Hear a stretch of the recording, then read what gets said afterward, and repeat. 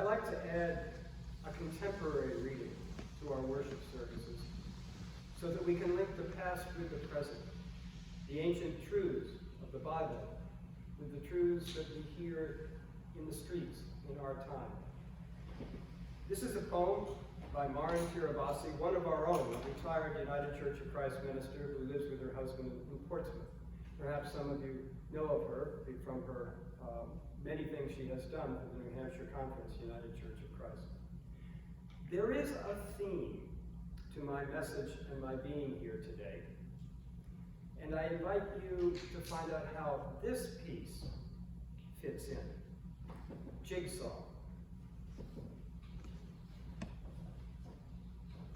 The old woman sits down in front of the puzzle in the community room at the senior center, and there are 1,000 pieces of jumbled cardboard dreams that promise to show a mountain, a small hut, a lake far from the city outside these windows.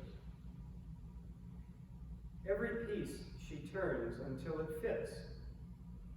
She labors long and carefully with arthritic fingers, making beauty out of confusion, so intent that we all believe she must expect that somehow, when she finishes, she will be there and not here.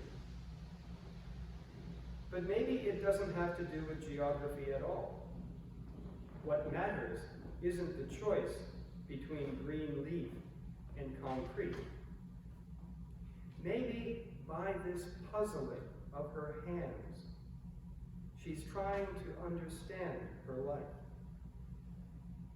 Finally, she remembers to start with the borders.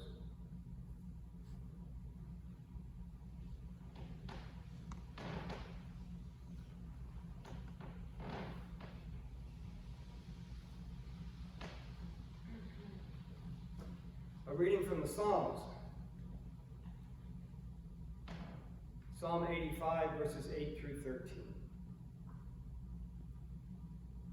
Let me hear what God the Lord will speak, for he will speak peace to his people, to his faithful, to those who turn to him in their hearts.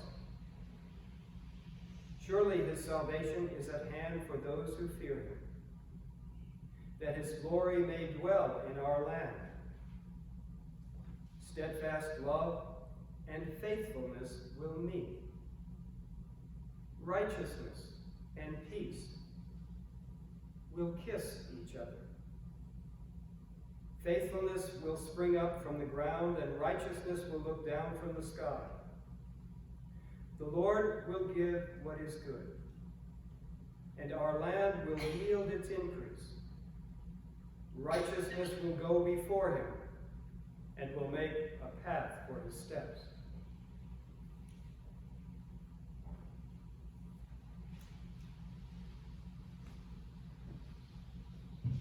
A reading from the Gospel according to St. John. Wisdom, let us be attentive. After this, Jesus went to the other side of the Sea of Galilee, also called the Sea of Tiberias. A large crowd kept following him because they saw the signs that he was doing for the sick. Jesus went up the mountain and sat down there with his disciples. Now the Passover, the festival of the Jews, was near. When he looked up and saw a large crowd coming toward him, Jesus said to Philip, "Where are we to buy bread for all these people to eat?" He said this to test him, for he himself knew what he was going to do.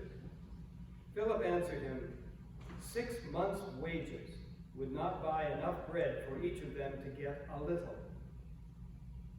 One of his disciples, Andrew, Simon Peter's brother, said to him, "There is a boy here who has 5 barley loaves and 2 fish. But what are they among so many people?" Jesus said, "Make the people sit down." Now there was a great deal of grass in the place, so they sat down, about 5,000 in all. Then Jesus took the loaves, and when he had given thanks, he distributed them to those who were seated. So also the fish, as much as they wanted. When they were satisfied, he told his disciples, "Gather up the fragments left over so that nothing may be lost." So they gathered them up, and from the fragments of the 5 barley loaves left by those who had eaten, they filled 12 baskets. When the people saw the sign that he had done, they began to say, "This is indeed the prophet who is to come into the world." When Jesus realized that they were about to come and take him by force to make him king, he withdrew again to the mountain by himself. May our minds be open to these words, and may our hearts make a home for them.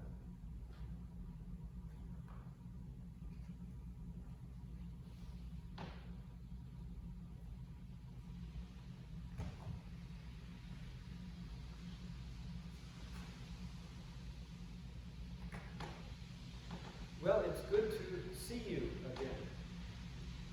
For 4 months, from last October to the end of January, I had the blessing of being the bridge pastor to this congregation as you were finding your way and Judy was finding her way through a time of doubt and questioning. But you have found your way, for God is always near to guide, to help, if we but remember and turn to God like a flower to the sun.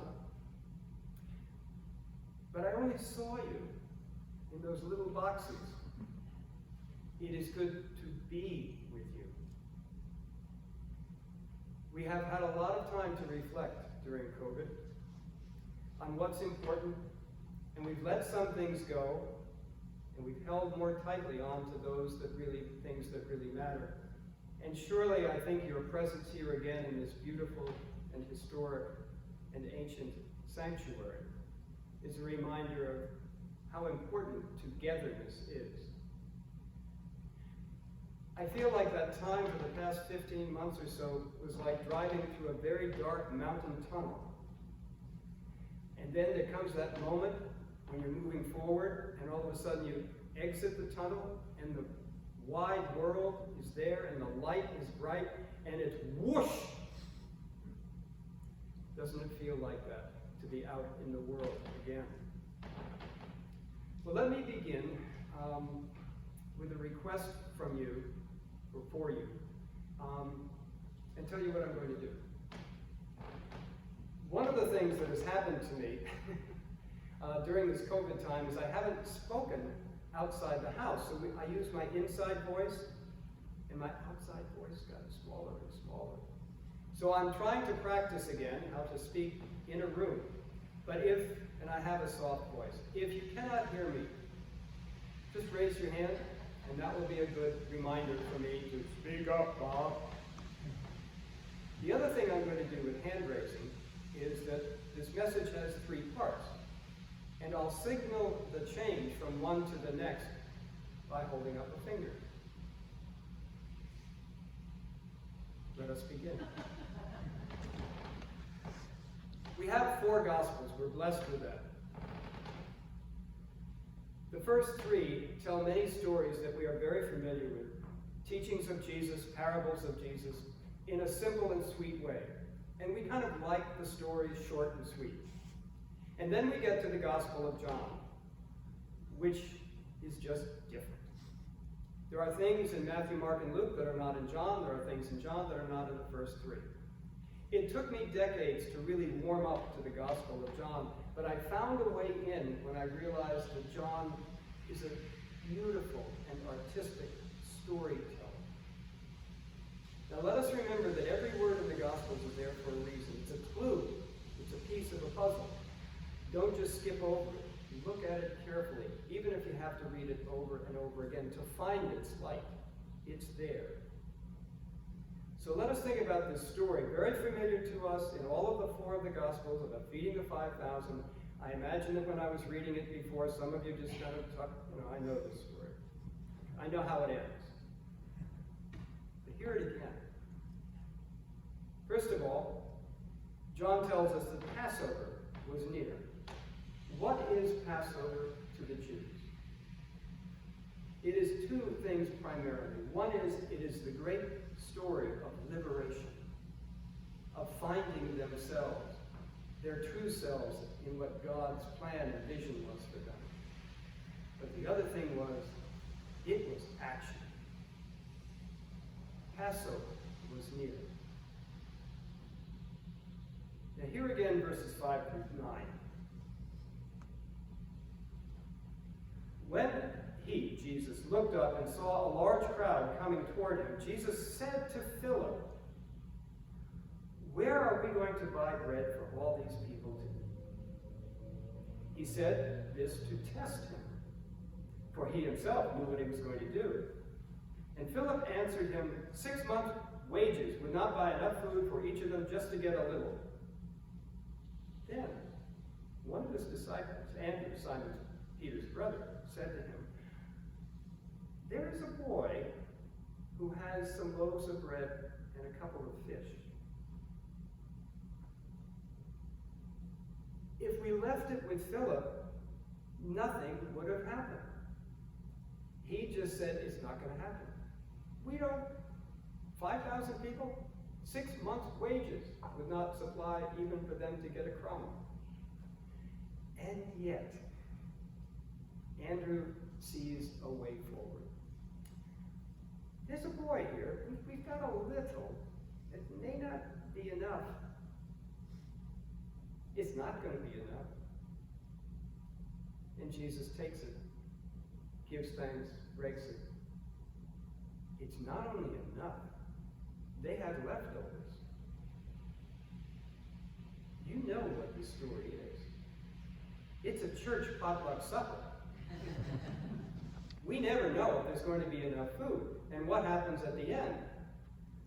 People get a little plastic Tupperware box to go home with. It's not a difficult story. But only in John, the brilliant and artistic storyteller, do we hear it begin with a question, even though Jesus knew what he was going to do. What are we going to do about all these people? He says to his disciples. And yes, it was a test. It was a test in two ways. One, to see if they could really hear his hopeful message and believe that what they had, even though it didn't look like much, was enough. The other test was that he was preparing he was preparing them for action in the world.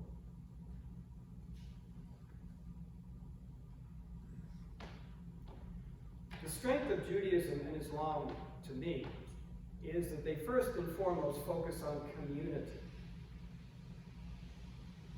The weakness of modern American Christianity, to me, is that it always emphasizes going it alone. Therefore, the brilliance, the strength in Judaism and Islam is that they first start with the word we. The weakness that we have, I believe, now in the American church is that we do not start with we start with me. In part, that is because we are still in the old way of thinking that churches first have belief, then they have behavior change, then they have belonging. For those of us, like me, who remember a previous era, we must remember that there's a new generation or two that have grown up in a different America than we did. One with less hope, with less resources. And so there is a sense for them that there is no we. There's only me, and I have to take care of myself. And yet, there is an ancient, eternal longing in that generation to find a we. I belong to church for many reasons, but one of them is that I need you to tell me who I am. Because if I only come up with my own version of myself, let me tell you what it's going to look like. I'm smarter, I'm funnier, and I'm certainly taller than I am. I need you to keep me straight about what's real. But I also need you to tell me who I am in your eyes and in your heart. I'll tell you a story about my stepson, David. This happened a few years ago when he was beginning past college into the world, and he was someone who's been baptized, who's been brought up in the church, confirmed in the Congregational Church in Pittsfield, Massachusetts. So he's received everything we had to give to someone who was growing up as a child and an adolescent, but he doesn't go to church. And he has no interest in it. And he has no interest in our beliefs. So I said, Dave, what would it take for me as a pastor of the church to get you to come to church? And he said, well, first of all, don't talk to me about Jesus. Don't talk to me about your beliefs. But tell me what you and your church does. What is it you do in the world? And if I find out that you're repairing someone's house, or you're bringing a group to Habitat for Humanity, then I'll grab my hammer and I'll come with you. It's still belief, behavior, and belonging, but it's flipped upside down. The first thing that people are looking for is to belong to some group that are sincere about their wish and act on that wish to make the world a better place. They don't want to know Jesus so much as they want to know what Jesus means to you.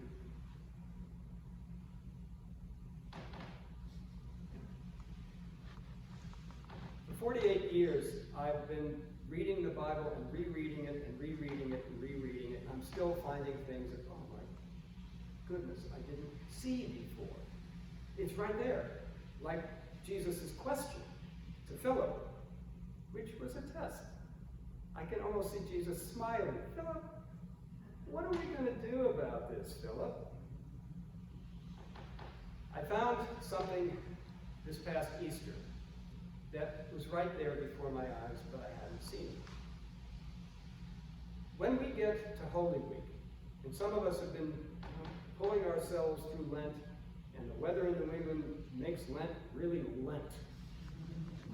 And yet, there are some crocuses coming up, hopefully, and the weather's slowly turning from frost and freezing to a little warmer. We have some hope, and Easter comes, and we go through the crucifixion on Good Friday, and then we get to Easter and its celebrations, and the resurrection, the empty tomb. We're done. But this Easter, I noticed something right in front of my eyes. With the exception of the Gospel of Mark, which let scholars try and answer that one. All the Gospels, the other three, go on from the empty tomb. Why didn't the story end with the empty tomb? Why does the story of the Gospels go on from there? I suddenly realized for myself, it's because it's not about Jesus. It's about those who followed him. That's why the story goes on. And that's why we have the resurrection appearances, not one, many, to see what Jesus meant to them. What were they going to do with this story? What were they going to do? You see, the Gospels don't waste words. And they bring us not to the point of the empty tomb and the story ends. They bring us to the next chapter. It's just beginning when those disciples don't go home. They go out to the world. For Jesus has prepared them for that work and that mission and that life. So when you and I leave here today, take this question. There are hungry people out there. You may not have enough in your pantry or in your refrigerator, but Jesus is going to still ask you, what are you going to do about that? And in that is not our duty. It is our liberation. It is our Passover. It is our freedom. It is our life. May these words carry us to a new day and a new life with a new spirit. And let us always hold on to the hope that whatever we have, whoever we are, in God's eyes and with Jesus' teachings, we are enough. Let us stand and sing together.